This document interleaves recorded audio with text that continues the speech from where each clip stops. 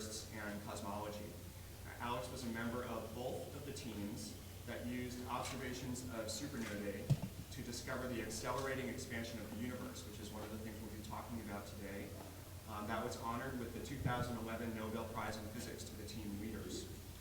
Alex is also winner of top teaching awards at UC Berkeley and was voted the best professor on campus a record 9 times. And here's what I'd like to gauge your secrets on how to do that.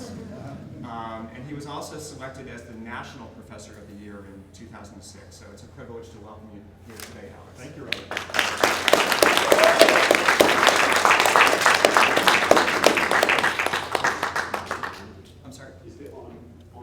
Oh, I'm sorry. In answer to your question, while you're doing that, bribes to students. I'm just kidding. Am I on now? Yeah. I don't buy votes. Is your yeah, I think I'm on, right? No, you're not. I'm not on.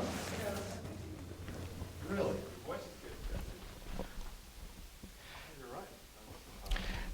Then what? Alex. Wow, well then I have to just We're whisper. sorry about that. Then I have to whisper because... Alex can gauge the expansion of the universe, but on-off switch defeats him sometimes. There you go, that's right, yeah. So I have some questions for Alex, and then we'll have ample time for audience questions as well. Alex, I have found over the years that many supernovae researchers, as children, had an inordinate fondness for explosions. Could you tell us about some of your childhood explorations in science? Oh, yeah. Well, all of us, we're kind of interested in explosions because they're just so exciting, and the biggest explosions in the world are these exploding stars, so it was natural to have this interest. My experiences were kind of interesting. I was a budding young chemist when I was age 10 through 17, and I had a rather elaborate home chemistry laboratory. And I did a lot of legitimate experiments, but in my off hours I also made explosives, basically, just because they were kind of fun to make. And some of them worked pretty well, but I also had a few accidents where these things went off in my face. And the second of the two relatively major accidents occurred when I was a freshman in college. And at that point, I decided I'd better switch fields, if for no reason other than a sense of self-preservation. Because if I continued to have easy access to all these chemicals, I would one day make an explosive that would probably either, kill me or at least, blind me, and I didn't want that to happen. I had a growing interest in astrophysics anyway, so that was another reason for switching to astrophysics. But an explosion that went awry was definitely another reason. Did you zero in on exploding stars as one of your research interests well, very I did early on? Not right away, no. I started my graduate studies studying, accretion of material onto supermassive black holes in the centers of relatively nearby galaxies. I was looking for that phenomenon. I only became professionally interested in exploding stars when, in February of 1985, I kind of stumbled across one. I discovered a particularly interesting new type of exploding star while studying the nuclei of galaxies, searching for black holes in them. Mm-hmm. But this was appropriate given my early childhood interest in explosions of all types. Yeah. So it's so exotic to think that entire stars can blow themselves to smithereens. Yeah. What are, in your view, a couple of the major things about supernovae that we don't yet understand? Right. So, there's a couple of different ways in which different kinds of stars can explode. And one way is when an ancient star called a white dwarf, kind of like what our sun will become in about 7 billion years, steals enough material from a companion star, which our sun will not do because it appears to be alone. But if it can steal material, then it can reach this unstable mass at which a thermonuclear runaway basically explodes the whole star. And we don't yet quite know how the white dwarf gets to that explosive state. Is it usually because it steals material from a more or less normal companion star, or does it merge with another white dwarf? That's not yet known. I actually think that both channels can produce a so-called type 1a supernova. Then there's the kinds of stars that are very, very massive, that build up an iron core at the end of their lives, and that core collapses to form a neutron star and rebounds a little bit, and that rebound launches an explosion because material gets accelerated away from the rebounding core. But in most of the computer models, those explosions are not successful. So you need an additional push. And that push is thought to be produced by the plethora of neutrinos, the flood of neutrinos that's emitted by this hot young neutron star. But exactly how that happens, how does the explosion occur, is not yet known. So both types of major explosions are still not completely understood. The burst of neutrinos is particularly fascinating. It's something like, what, 10 to the 50 something neutrinos? Oh my goodness! It's 10 to the 53 ergs of energy released mostly in the form of neutrinos, and so I think it's 10 to the 58 power is the number of neutrinos emitted, for example, by supernova 1987A, this supernova that went off in the Large Magellanic Clouds. And we detected some of those neutrinos. Yeah, neutrinos and we detected on Earth. 20 of them, which shows how weakly interacting they are. I mean, 10 to the 58th didn't reach us here on Earth. They went out in all directions. But some gigantic number reached us here on Earth and passed through these two detectors, but they only detected 20 of them. And passed through us. Yeah, lots of them passed through you. But I think I once calculated that 1 in 1,000 people had an interaction of a neutrino in their eye, with the water in their eye, producing a little bit of Cherenkov radiation that might have been detected by the retina. 1 out of 1,000 people. So the first type of supernova that you described, the type 1A supernovae, are the kind that the two teams used to determine the accelerating expansion of the universe. That's right, yeah. Tell me how it felt for you to realize that, in fact, you could use these kinds of supernovae as tracers to understand how the universe has grown over time and how it will continue to grow. Yeah, well, you know, these type 1As are really powerful. They're several billion times as powerful as the sun. So you can see them at very great distances. And this was recognized many decades ago. And in fact, papers were written about this. Charlie Kowal talked about the possible use of type 1. He didn't call them 1A because the 1As weren't known at the time, but he called them just type 1 supernovae for cosmology. The problem for many decades was that these objects were not yet calibrated. We didn't know just how powerful they were, and moreover, there seemed to be a big dispersion, a lot of variation in their observed properties, and that was due to a number of things. For example, the type 1s were contaminated by the so-called 1Ds and 1Cs, which are not standard, and absorption by interstellar fog and dust had not yet been taken into account, and blah, blah, blah. So it looked like they weren't good enough to be used for this purpose, precision cosmology. Standard candles. Standard candles, right. But in the early to mid-1990s, they were calibrated. So I call them calibratable candles. And in the 1990s, they were calibrated, and that made them wonderful beacons with which to determine distances and hence study the expansion history of the universe. But we had to calibrate them, okay? And that was the key step that occurred in the early 1990s. When the first realizations came into the teams that these supernovae appeared to be showing that the acceleration of the universe was getting faster with time. Or the expansion is getting faster, yeah. Mm-hmm. Did you initially disbelieve this result? Oh, sure, because, you know, gravity pulls, and all the galaxies and the dark matter and all that should all pull, and just like when you toss an apple up, you know, the Earth's gravity slows it down, brings it to a halt, and ultimately the apple comes crashing back down. So too, galaxies should be pulling on one another, slowing down the expansion rate. Maybe not enough to ever bring it to a halt and end up with a big crunch.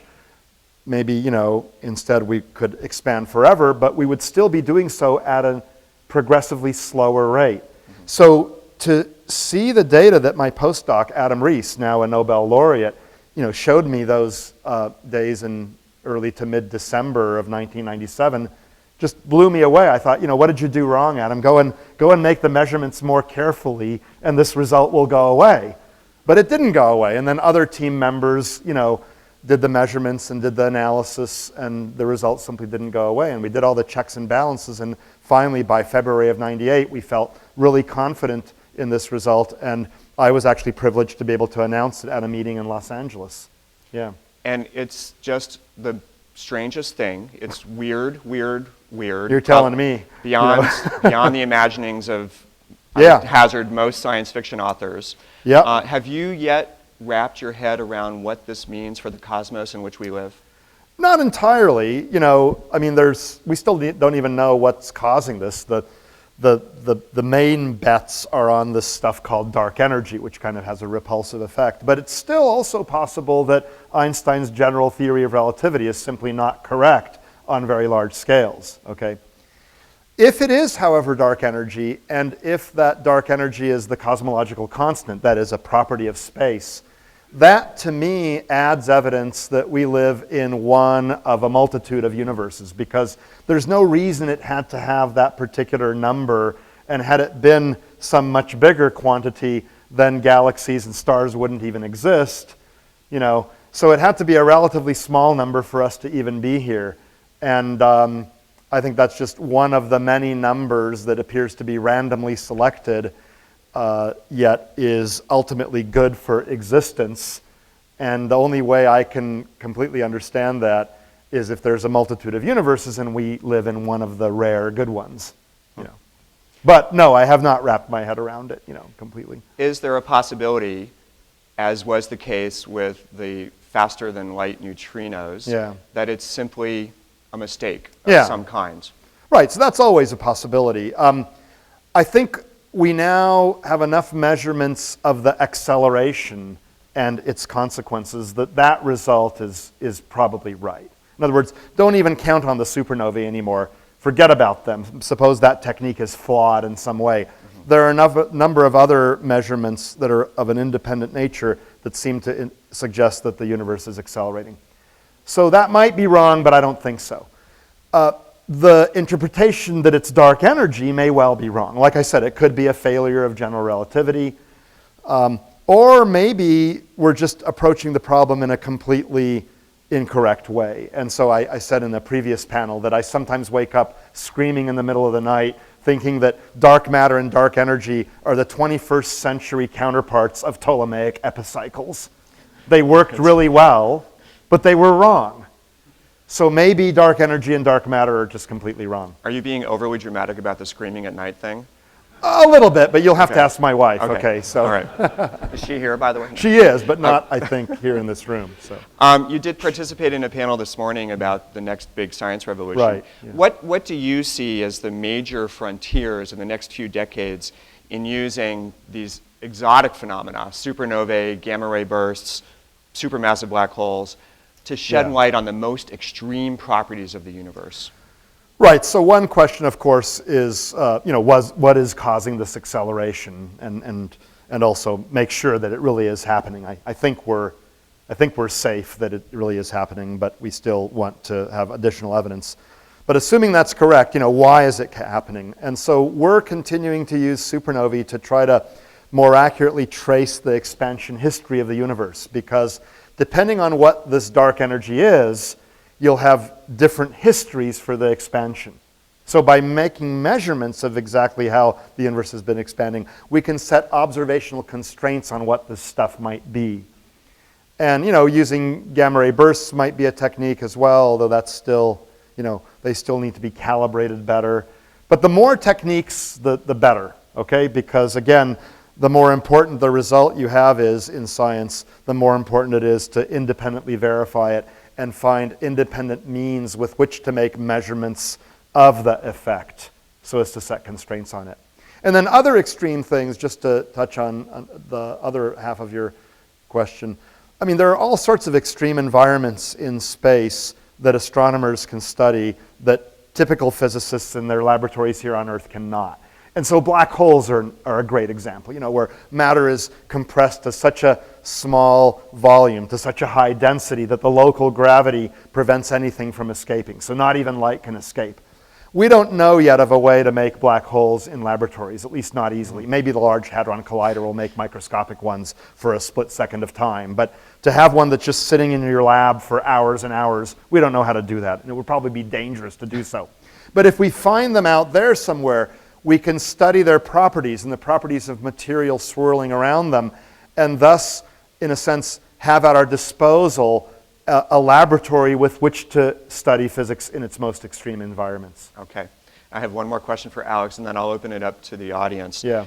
We're at SETICon, Alex. Right. I've thought in the past about the interesting notion that other intelligent civilizations would go through this same extraordinary era of discovery that we are currently in to use the basic physical properties of the universe to glean its expansion history, to look at distant supernovae, to look at our galaxy from afar, and so on. Have you thought about alien astronomers going through this same phase of discovery, and then what would be next for them? How else would they use these phenomena? Right. I mean, you know, if they're out there, and if there are a lot of them, which there might not be, okay, there might just be a few, but let's say some of them are past our stage of development. We are now in this exponential growth stage, and it's extremely difficult to make predictions of what we will learn in the future when you're in this exponential phase, because it's changing so quickly. It's not some slow linear phase. So I have a hard time with predictions of this sort, but I just want to go back and look at physics a century ago, when the quantum physicists, you know, Bohr and Einstein and Schrödinger and Planck and others were trying to just understand nature, the existence of atoms, which in the classical world shouldn't exist because the electrons quickly spiral into the nuclei, or the nature of radiation from hot objects, so-called black body radiation. They were just trying to understand nature, the physical laws and how things work. They had not the slightest practical applications in mind at the time. Yet you look at today's high-tech world with lasers and all these high-tech gadgets and computers and the quantum electronics revolution and all that. None of that would have existed had they not been working a century ago with not the slightest practical application in mind. So that's just 1 century. So who am I to say what's going to happen in a century? I mean, if there are aliens out there, what I would most like to do is meet up with them and learn what they have learned. Not that I want to deprive myself of that joy, but I'm probably not going to be around for a huge amount of time. And so I'm not going to be in a position to either make these discoveries or learn about them as my science colleagues elsewhere in the world make them, okay? I want to know what we're going to know in 1,000 years, and I'm just not going to be around in 1,000 years, okay? And so I would want to learn from them what it is that they've learned. That would be so cool, and right? perhaps they'll harness dark energy. Yeah, and maybe they'll harness dark energy. Right now, I don't see any way of doing that, but maybe they have, you know? And that would be fun to learn about before I die, okay? So. Well, with that, let's have some questions for Alex from the audience. Yes? I've recently seen a paper published that said that there were type 1A supernovae that were of different luminosity. That I guess is a shell that outside of it created a brighter appearance. What does that mean? Because they talk about meters and yardsticks. Right, yeah. Yeah, well, this is why I don't like the term standard candle. They're calibratable candles. We've actually known for more than 2 decades that they come in a variety of luminosities. Most of them are about the same, so they're like 100-watt light bulbs, but much, much more powerful, of course. But we've known for decades that the dispersion is at least 50 or 70 watts or whatever. So the key has been to read the label on the light bulb to find out if it's 84 watts or 115 or whatever. The announcements you heard are interesting. Okay, they're pointing to new subtypes of type 1As, but the fact that the luminosities are different is not a big problem for us in cosmology because we've already had to deal with that. And we just need to find additional ways to perfect our reading of the label on the light bulb. Moreover, the ones you read about are a minority of the type 1As. And so in the era of large-scale sky surveys where literally thousands of type 1a supernovae are being found, that's great because among thousands of objects you find the extreme objects which can teach you some interesting physics, but you use the more abundant, more well understood objects to do your cosmology. You don't focus on the weirdos, okay? So I think we're okay cosmologically speaking. Yes. I have a question about you're worried about the epicycle thing with dark matter. Yeah. Is that are you as worried as much, and how about the lack of or the gravitational lensing compared to rotation curves? Yeah. So there's a lot of evidence for dark matter. I mean, I'm a believer. Okay. On the other hand, as a scientist, you have to remain skeptical. Okay, and if you go back to Ptolemaic epicycles, Ptolemy could reproduce the observed motions of the planets in the sky with arbitrary accuracy, it turns out, if he had added epicycles on top of epicycles on top of epicycles, because those of you who are more mathematically minded will realize that he was essentially constructing a Fourier series. In Fourier analysis, a branch of mathematics, any periodic function can be represented as the sum of sines and cosines of different amplitudes and different periods, okay?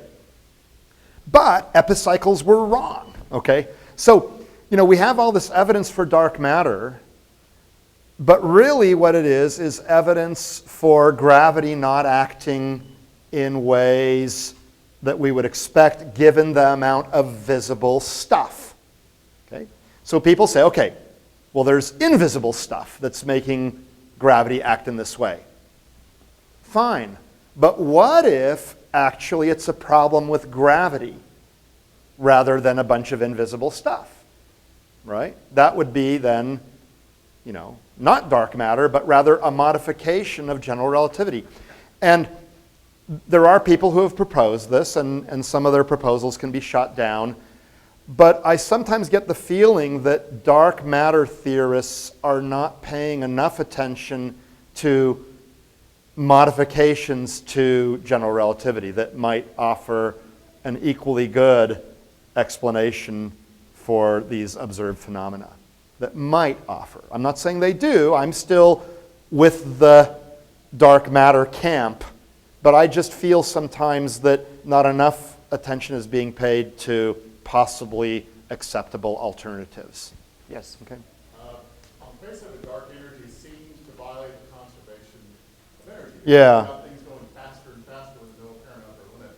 How does general relativity get around that apparent? Yeah, so that's not a problem, it turns out. And let me just get a little demo I brought to illustrate that.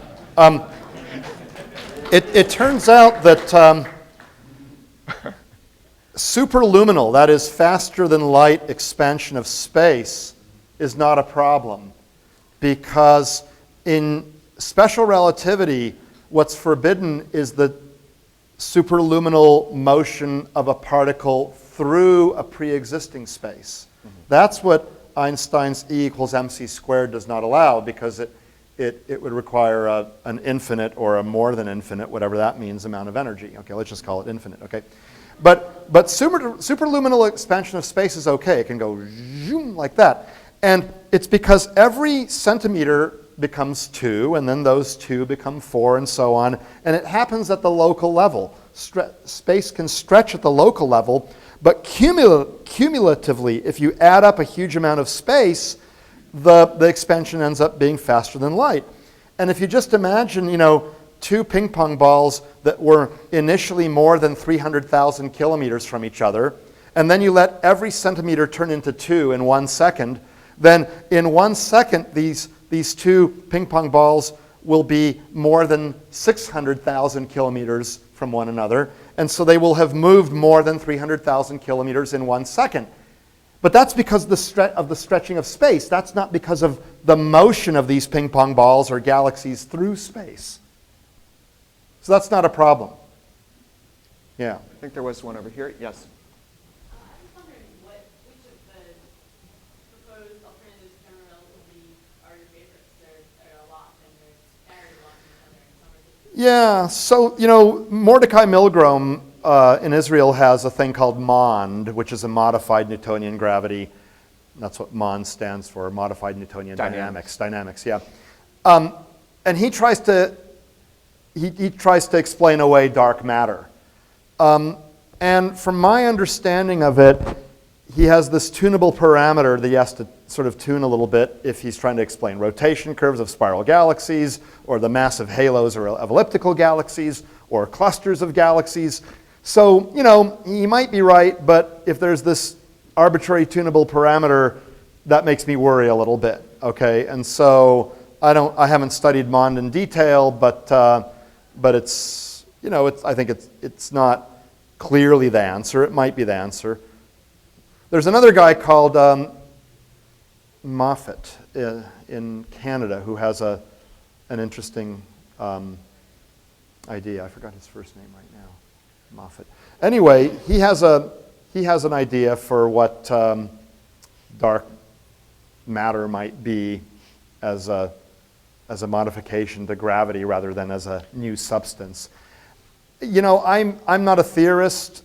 I'm an observational astronomer, so I know which end of the telescope to look through, so to speak, okay? And so I try to gather data which theorists can use to help set constraints on what dark matter and or dark energy might be. I don't sit around evaluating these different theories for dark energy and dark matter myself, so I'm really not the person to ask. But it bothers me a little bit that the theorists are not examining these other possibilities as much as they should be, you know.